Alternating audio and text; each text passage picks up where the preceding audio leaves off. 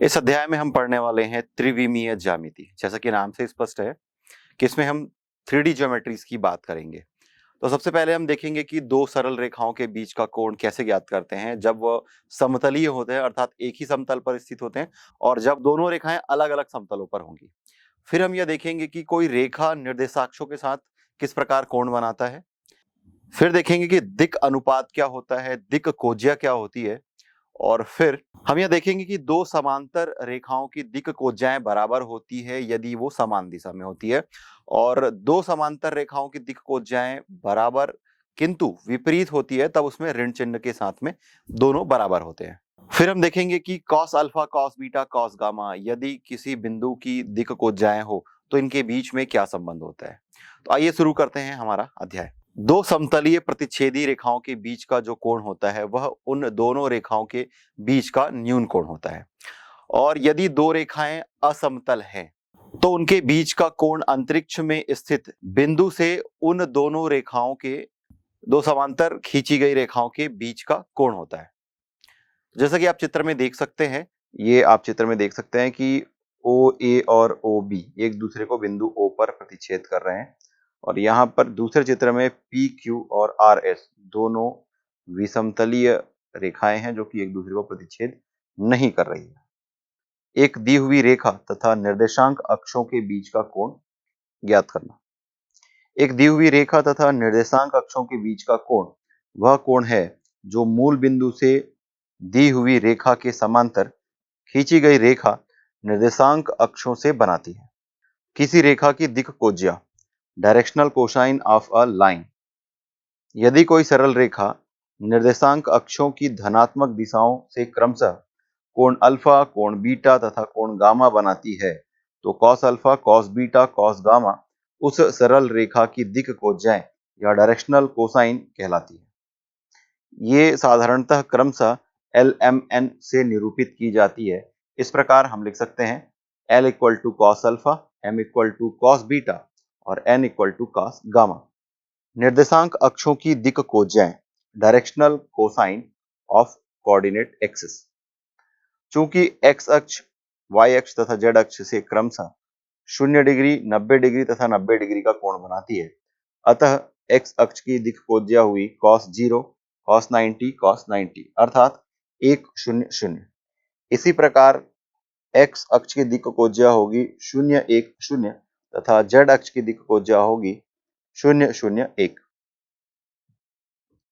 यदि किसी सरल रेखा PQ की दिक् कोज्याएं LMN है तो सरल रेखा QP की दिक् कोज्याएं -L, -M, -N होती है। माना सरल रेखा PQ की दिक् कोज्याएं LMN है, माना PQ निर्देशांक अक्षों से क्रमशः कोण अल्फा, बीटा, गामा बनाती है, तब L equal to cos alpha, M equal to cos beta और N equal to cos gamma. चित्रानुसार O से PQ के समांतर तथा P से Q की दिशा में सरल रेखा OA खींचे, तब OA भी अक्षों से अल्फा, बीटा, गामा कोण बनाती है। अब QP अक्षों से जो कोण बनाती है वे वही हैं जो AO अर्थात OA डैश अक्षों से बनाती है। स्पष्टतः कोण A डैश OX बराबर 180 ऋण अल्फा, कोण A डैश OY बराबर 180 डिग्री ऋण बीटा और कोण A डैश OZ बराबर 180 डिग्री ऋण गामा। अतः QP की दिक् कोज्याएं हुई cos of 180 minus alpha, cos of 180 minus beta तथा cos ऑफ 180 माइनस गामा, अर्थात minus cos alpha, minus cos beta, minus cos gamma या फिर minus L, minus M, minus N। यदि cos alpha, cos beta, cos gamma किसी रेखा की दिक् कोज्याएं हो तो cos square alpha plus cos square beta plus cos square gamma equal to 1। दी हुई रेखा के समांतर OP रेखा खींचे तथा OP को विकर्ण मानकर आयताकार ठोस या घनाभ की रचना कीजिए। जिस प्रकार आप चित्र में देख सकते हैं, हमने एक घनाभ की रचना की है। अतः OP की दिक् कोज्याएं दी हुई रेखा की दिक् कोज्याओं के बराबर होंगी, क्योंकि cos alpha equal to OA upon OP, cos beta equal to OB upon OP तथा cos gamma equal to OC upon OP। अब cos square alpha plus cos square beta plus cos square gamma equal to हम लिख सकते हैं OA square upon OP square plus OB square upon OP square plus OC square upon OP square. Denominator जो है या हर में जो राशि है OP स्क्वायर ये सब में कॉमन है, तो हम डायरेक्टली लिख सकते हैं cos square alpha plus cos square beta plus cos square gamma equal to OA square plus OB square plus OC square upon OP square, जबकि OA square plus OB square is equal to OA square plus AQ square, जो कि equal to होगा OQ square के। तो इस प्रकार हम लिख सकते हैं OA square plus OB square plus OC square equal to OQ square plus OC square, और इसे लिखा जा सकता है OQ square plus QP square equal to OP square. अतः समीकरण 1 में यदि हम इन मानों को रख दें तो हमें मिल जाएगा cos square alpha plus cos square beta plus cos square gamma equal to OP square upon OP square equal to 1, या फिर L square plus M square plus N square equal to 1।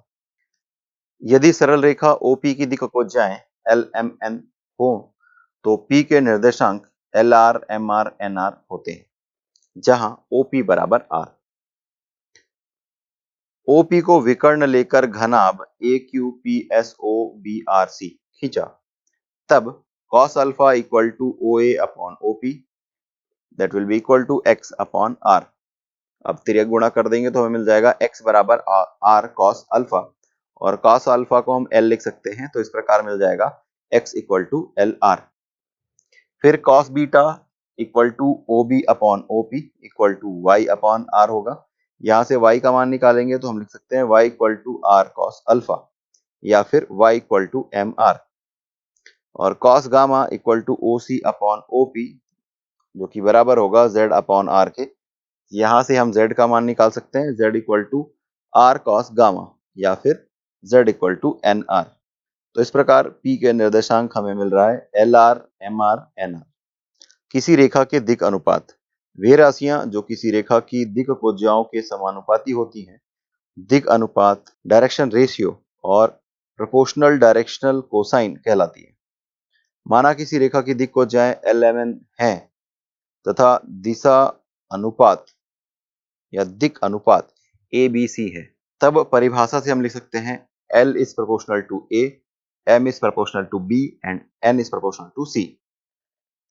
तो लिखा जा सकता है L upon A equal to M upon B equal to N upon C that will be equal to square root of L square plus M square plus N square upon square root of A square plus B square plus C square. जैसे कि आप जानते हैं कि L square plus M square plus N square ये 1 होता है, तो इस अनुपात को आगे बढ़ाकर हम लिख सकते हैं equal to 1 upon square root of A square plus B square plus C square. और इसे यदि सांकेतिक रूप में लिखा जाए तो हम लिखेंगे 1 बटे square root over sigma a square, जहां पर सिग्मा ए स्क्वायर का मतलब है a square plus b square plus c square. अतः हमें मिल जाएगा L बराबर A upon square root over sigma a square, M बराबर B upon square root over sigma a square और N equal to C upon square root over sigma a square. अतः यदि किसी रेखा के दिक् अनुपात ABC ज्ञात हो तो रेखा के दिक् कोज्या ज्ञात करने के लिए ABC में से प्रत्येक में square root of A square plus B square plus C square से भाग देते हैं। किसी रेखा की दिक् कोज्याएं अद्वितीय होती हैं। किसी रेखा के दिक् अनुपात अद्वितीय नहीं होते। यदि ABC किसी रेखा के दिशा अनुपात या दिक् अनुपात हैं तो KA, KB, KC where K is not equal to 0 भी उस रेखा के दिशा अनुपात होंगे। यदि ABC किसी रेखा के दिशा अनुपात हैं तो A square plus B square plus C square is not equal to 1। किसी रेखाखंड का अन्य रेखा पर प्रक्षेप, projection of a segment of a line on another line. AB दिया गया रेखाखंड तथा CD एक रेखा है।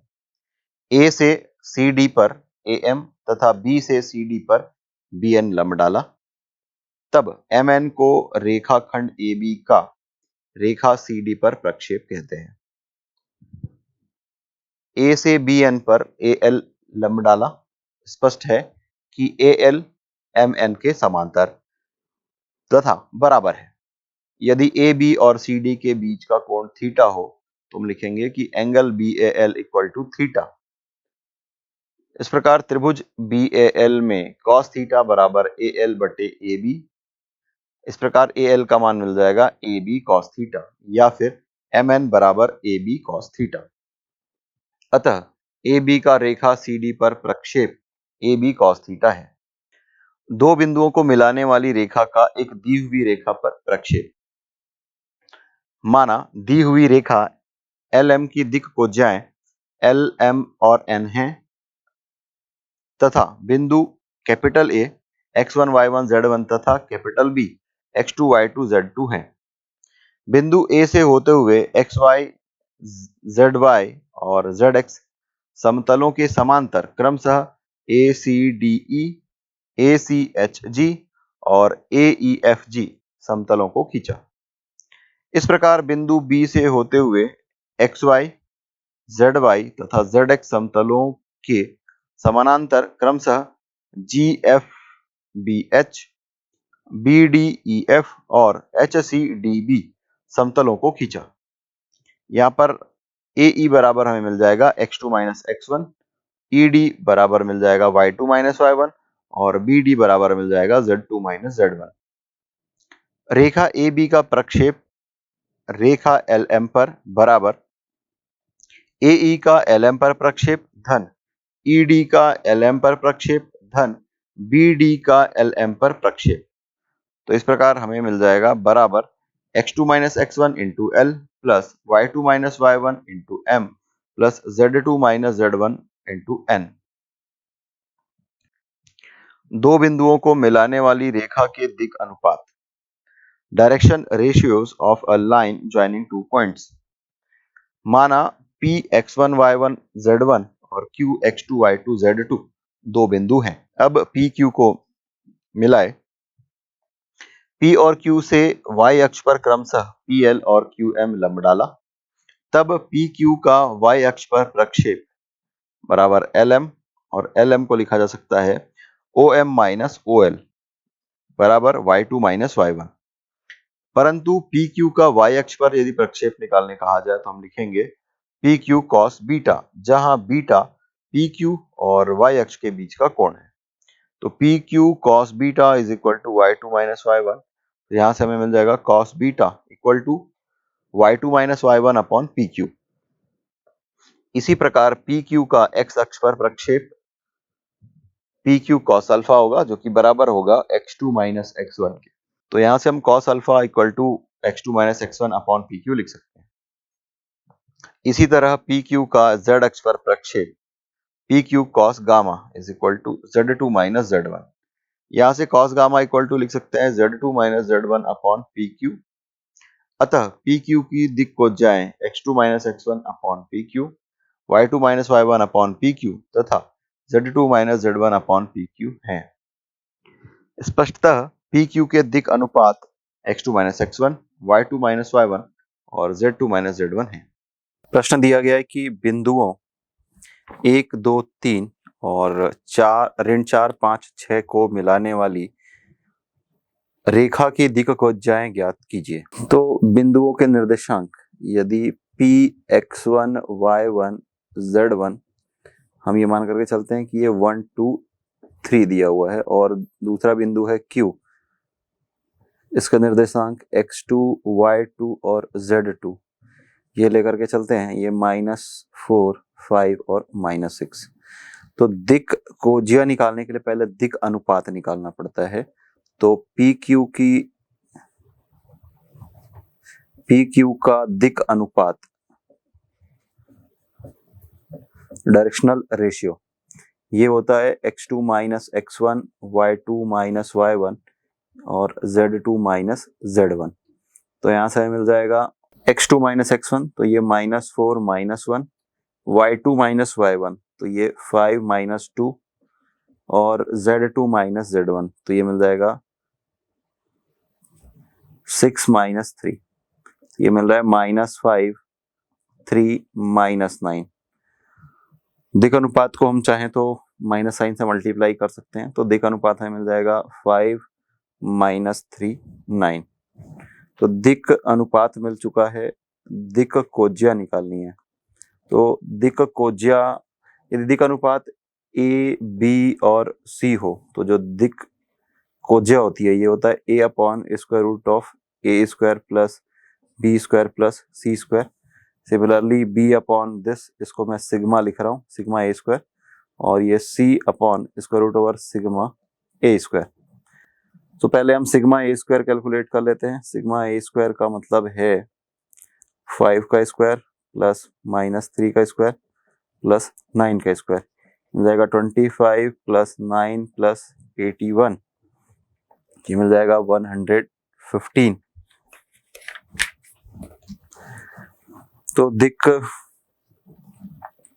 दिक् कोज्याएं, ये हमें मिल रहा है a that is 5 upon square root over 115, then b that is -3 upon square root over 115, और c that is 9 upon square root over 115।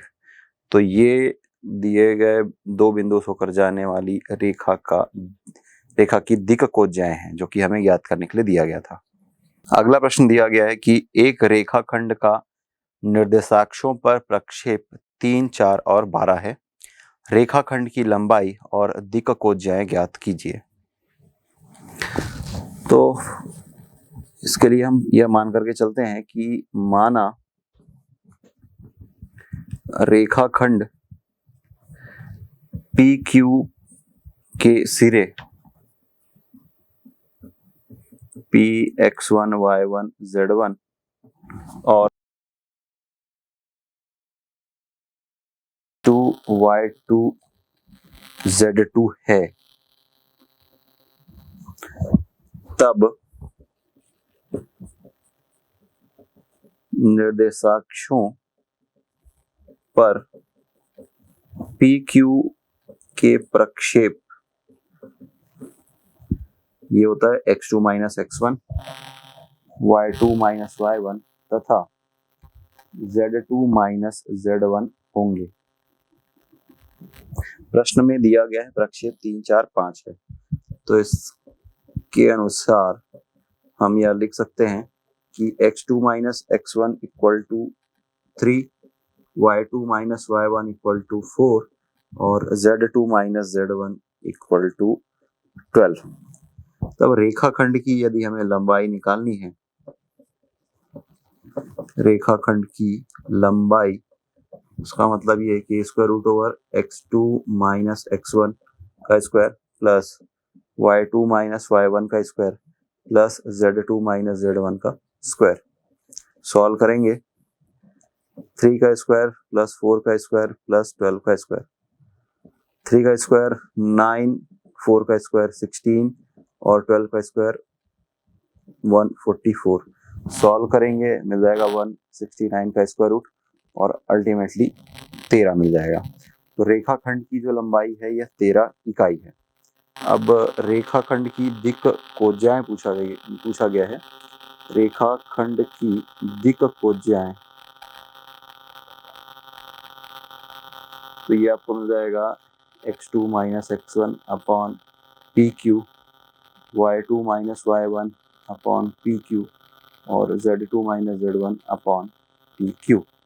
So this is 3 upon 13, 4 upon 13 और 12 अपॉन 13। तो ये अभिष्ट रेखा की दिक् कोज्याएं हैं। दूसरा प्रश्न दिया गया है कि एक रेखाखंड के निर्देशाक्षों पर प्रक्षेप 2, 3 और वर्गमूल 3 है। रेखाखंड की लंबाई और उसकी दिक् कोज्याएं ज्ञात कीजिए। तो पहले वाली विधि में हमने x2 minus x1, y2 minus y1 और z2 माइनस z1 इस तरीके से कैलकुलेट किया था।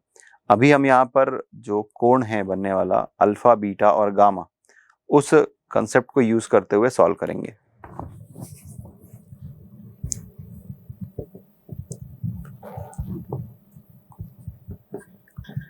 माना PQ की दिक् कोज्याएं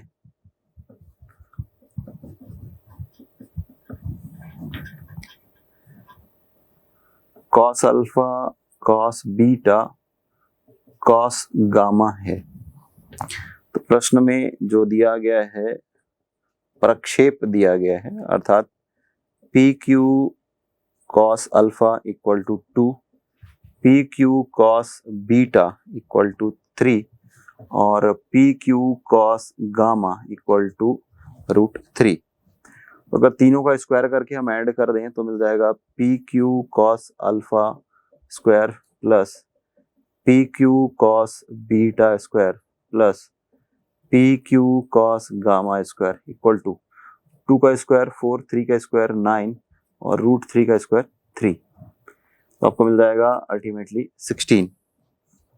इन तीनों पदों से आप लिख सकते हैं पी क्यू का स्क्वायर हम कॉमन ले सकते हैं और फिर आएगा cos square alpha plus cos square beta plus cos square gamma equal to 16। और आपको ये पता है कि cos square alpha plus cos square beta plus cos square gamma इसकी वैल्यू होती है 1। तो यहाँ से हमें मिल जाएगा पी क्यू का square equal to 16, that implies P Q equal to 4। तो ये हमें मिल गया है लंबाई। अब दिक् कोज्याएं ज्ञात करने के लिए कहा गया है cos alpha equal to 2 upon P Q और पी क्यू का मान है 4, तो 2/4 दैट इज 1/2।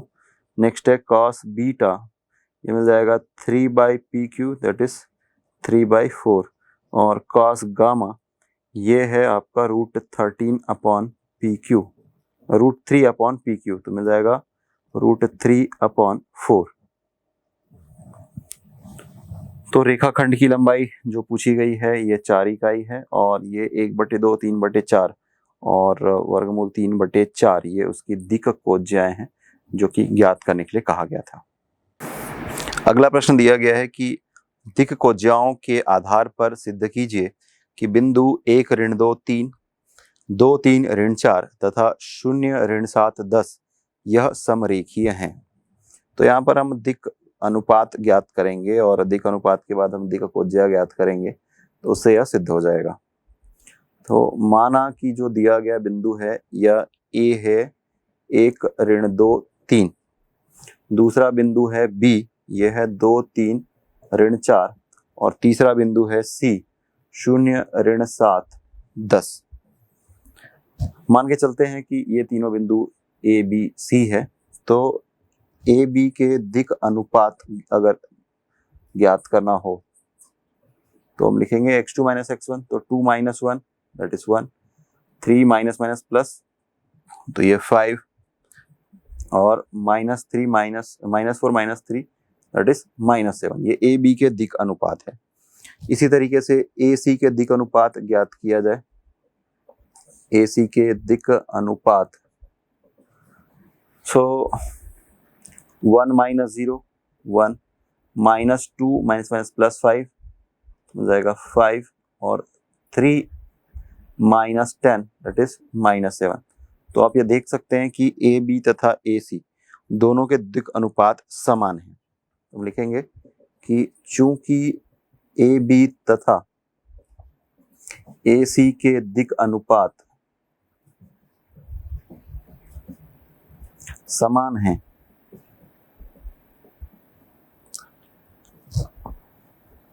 अर्थात समानुपाती है,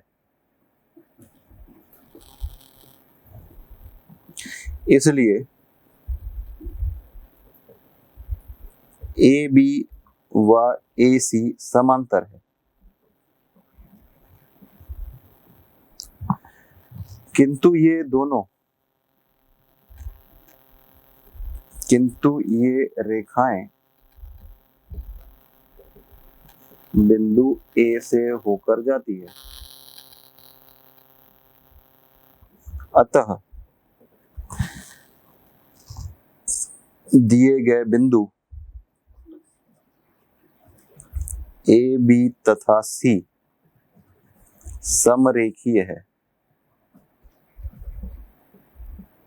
और यही हमें सिद्ध करने के लिए कहा गया था। अगला प्रश्न दिया गया है कि यदि किसी सरल रेखा की दिक् कोज्याएं cos alpha cos beta cos gamma हो तो सिद्ध कीजिए कि पहला स्टेटमेंट है कि cos 2 alpha plus cos 2 beta plus cos 2 gamma equal to -1, ये हमें सिद्ध करना है।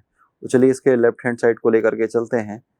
cos 2 alpha plus cos 2 beta plus cos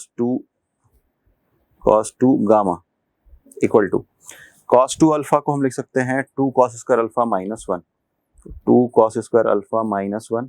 similarly इसको लिख सकते हैं 2 cos square beta minus 1 plus 2 cos square gamma minus 1।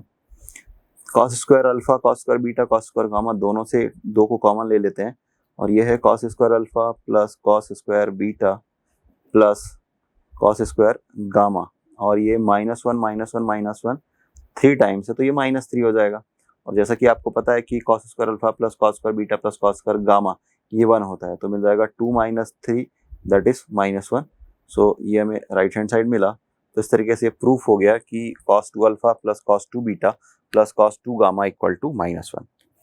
तो इस प्रकार यह सिद्ध हुआ कि cos square alpha plus cos square beta equal to plus cos square gamma equal to 1।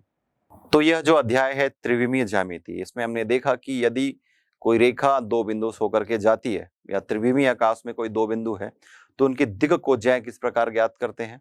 यदि किसी आकाश में कोई दो बिंदु हैं तो उनसे दिक् अनुपात किस प्रकार ज्ञात करते हैं, और यदि दिक् अनुपात हमें प्राप्त हो तो उनकी दिक् कोज्या किस प्रकार ज्ञात करते हैं आपने देखा।